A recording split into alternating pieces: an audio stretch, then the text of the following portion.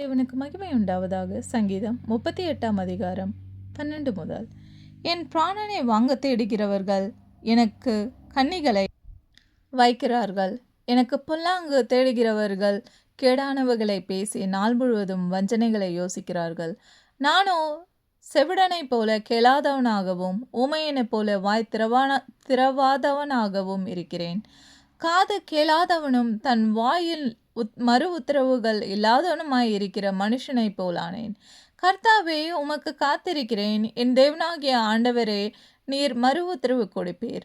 அவர்கள் என் நிமித்தம் சந்தோஷப்படாதபடிக்கு இப்படி சொன்னேன். என் கால் தவறும்போது என்மேல் பெருமை பாராட்டுவார்களே. நான் தடுமாறி விழ ஏதுவாயிருக்கிறேன். என் துக்கம் எப்பொழுதும் எனக்கு முன்பாக இருக்கிறது. என் அக்கிரமத்தை நான் அறிக்கையிட்டு என் பாவத்து நிமித்தம் விசாரப்படுகிறேன்.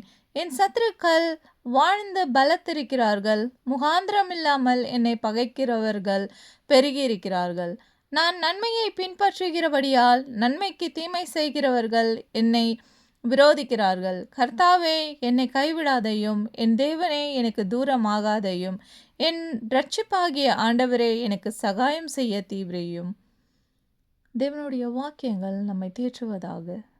தேவன் தாமே நம் ஒவ்வொருவரையும் ஆசீர்வதிப்பாராக. ஆமேன்.